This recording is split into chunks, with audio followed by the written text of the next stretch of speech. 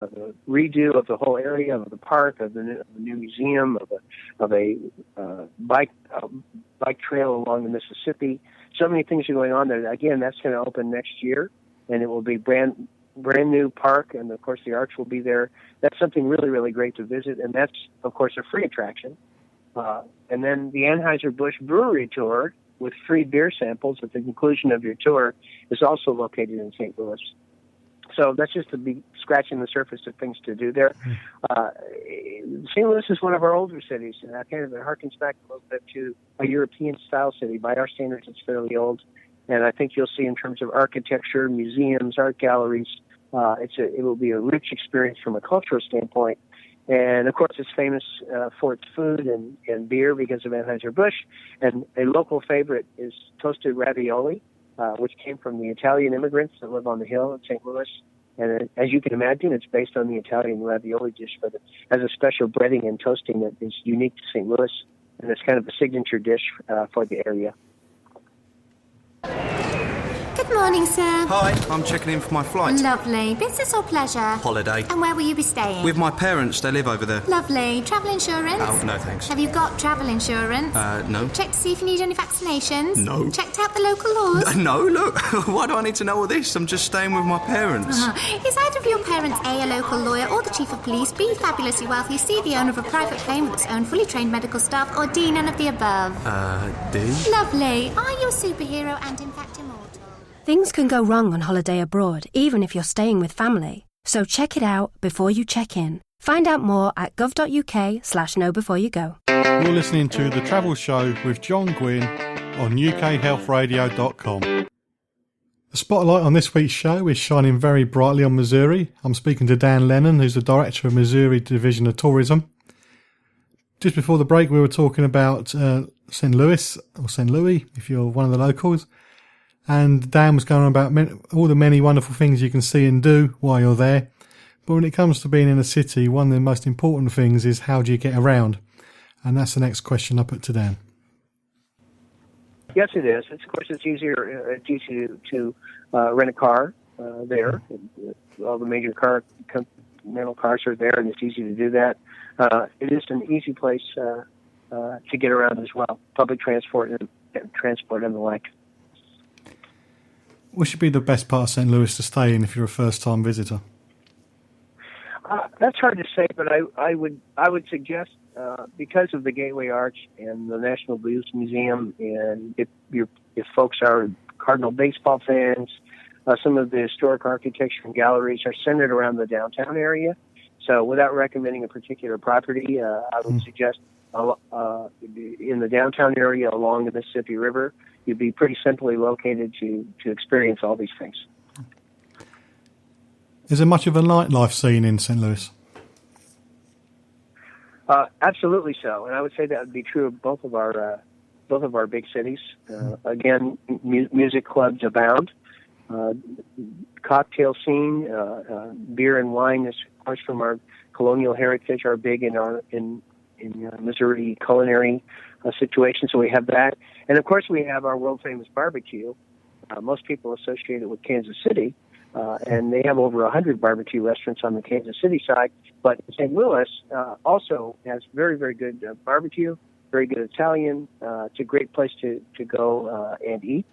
And it's a very vibrant lifestyle. Lots of young professionals are moving into the city as it's continuing to redevelop itself, and it's just a thriving, beautiful city.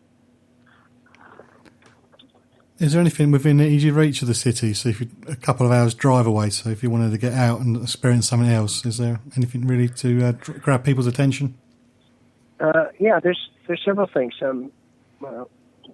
One would be the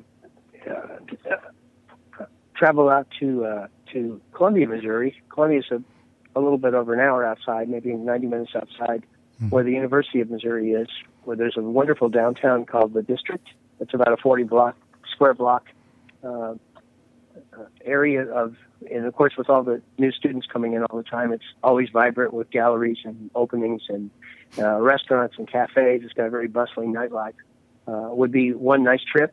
A trip along the Missouri River, which comes kind of from the west into St. Louis, along there would take you into some of our smaller towns that, again, are closer than Columbia that reflect our colonial heritage. One of those would be Herman, with two N's, which is of course, was a German community until in the 1800s. And in the Herman area, of course, besides the German architecture, is German food and a number of wineries that kind of give that experience in bed and breakfast. So that's charming, and that's just southwest of St. Louis. As you go south, you can go along the Great River Road from St. Louis, and you appreciate the Mississippi River and all that means in our history, and as people know the U.S. from around the world. One of the towns down there is St. Genevieve. St. Genevieve reflects some of our other colonial heritage, which is the French colonial heritage, and has some of the original buildings from those French pioneers, which by our standards are rather old, and they're from the mid-1700s. So those are interesting to see that as well. And what comes with that is great food and great wineries. As we continue down, you go all the way down the Mississippi River, all the way down to Cape Girardeau, eventually to Arkansas. Turning north from St. Louis, about a little bit over an hour north of St. Louis, is Hannibal, Missouri, along the Mississippi River, which is the birthplace of Mark Twain, which I know folks know. It's where he grew up. His boyhood home is still there.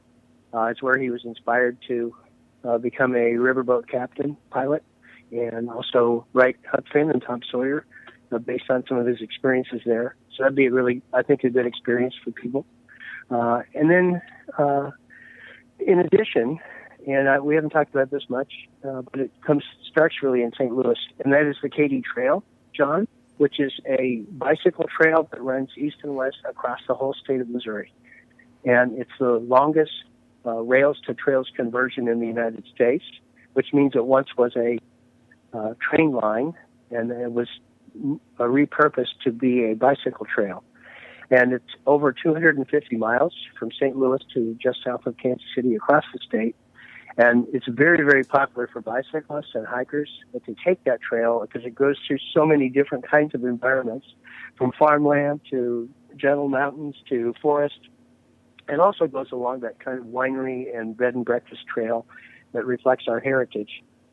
And that's a really nice thing, and that goes all the way out. You can take it as slow or as quickly as you like, and it's because it was a train bed. It's not there's not very hilly, so the Katy Trail, and it's one of our state parks, is a really interesting thing for people to experience.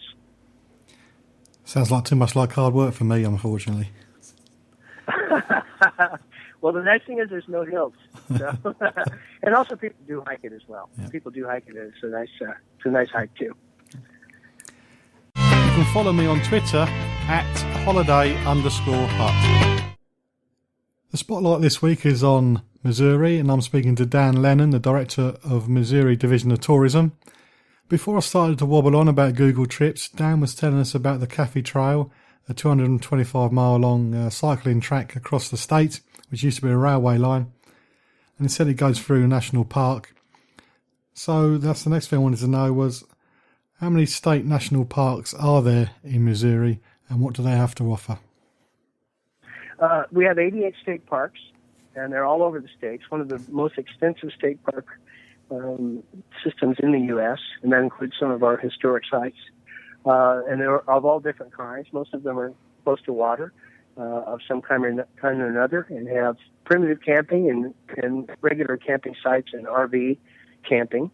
I would bring your attention to a couple of things. Mm-hmm. All of these are situated along a fairly extensive hiking trail system. In 2014, the American Trails Institute called Missouri, we were the best trail state in 2014, and I assure you not much has changed since 2014. We have a very, very interesting trails and beautiful views. A brand new one just opened in July called Echo Bluff State Park, and it's probably the most remote state park in terms of distance from major population centers. So one nice thing about that is you get to see the beautiful sky without the city lights getting in the way for stargazing and so on. Mm-hmm. What's different about this particular park is, in addition to offering all the things you might imagine in a state park, is a new lodge. And we haven't done that in Missouri so much. It's a 20-room lodge for people who, back to your point about being a lot of work, people who want to experience a wilderness experience, but don't necessarily want to hike 40 miles with a backpack or sleep outdoors can sleep in a very nicely appointed lodge with fireplaces and wood and a restaurant, and then there are 9 additional cabins that surround that lodge. Something you might imagine you'd see in Montana or Wyoming. Just really, really lovely. And from there you can see the creek, Sinking Creek, in a place called Echo Bluff, which is a rock formation that bounces back your voice and so on. It's very remote, clean water, beautiful weather. And if you continue to go and hike east of there are wild elk to see, as well as wild horses that are quite commonly seen from the Echo Bluff area. So that's just one of our state parks. We have 88, and they all provide different kinds of experiences, but it's one of our things we're proud in our state. Out of the 88, is it possible to narrow down to one which would be the best one to visit during the fall? Best one. It's hard to say that, but I would say the 2 best times to visit in Missouri are, and particularly in maybe the southern parts of the state, is spring and fall. Mm-hmm. In the spring, all of our dogwoods and redwoods dogwoods and redbuds are blooming out, and it's a beautiful time. But fall is remarkable. We have foliage change like New England does, so you'll see oranges and yellows and reds all over our hillsides, and most of those are really beautiful to see. There's a particular one called Elephant Rocks. It's one of our state parks that's in the South Central that, by its name, it has very large rocks that were left behind by the glaciers as they moved down south through Missouri, and they're huge, bigger than elephants actually, and very unusual. And they're interesting to hike through and look at the fall foliage. Would be a great place to go. Another one is called Johnson Shut-ins, which is kind of an interesting name, and is a series of natural rock pools, again created by some of the glacial activity from years ago. A series of rock pools that will take you downstream, and you can hike through those as well, and again be able to look at all the beautiful foliage. These are all available at the Missouri State Parks website for people to get more information about that. And most of those are free on a day use basis. Do any of them close during the winter? Do they get really snowed in, or is your weather different to that? All of them are open year-round. Yeah. During the winter months, January, February, occasionally some aspect of them may not be available, like showers or something that's kind of weather-related, perhaps. But for the most part, all of them are open all year round. One thing that's not a state park, but I really wanted to mention it, is in the southern part of the state is where the Ozark Mountains are, and they're the oldest mountain range in the United States. So when you think of mountains, you can think of the Rocky Mountains as being sharp, and they're still growing, and they're young and snow-covered, and that's kind of a Rocky Mountain look. Mm-hmm. The Ozark Mountains are older and softer and smaller and kind of rounded and heavily forested. So it's a very gentle and beautiful and almost mystical kind of a feel when you're in the Ozark Mountains. And I mentioned the Wonders of Wildlife Museum in Springfield.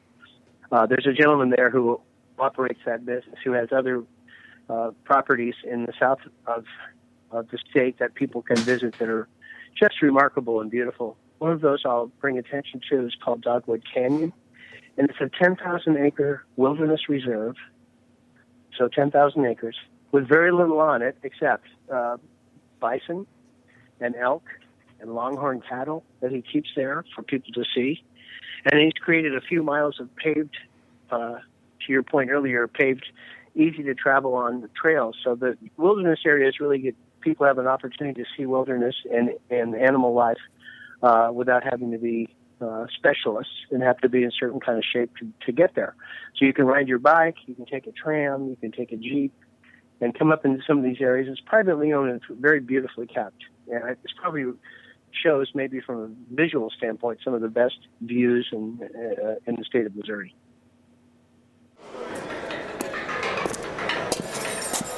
What about my phone call? I want to call my family.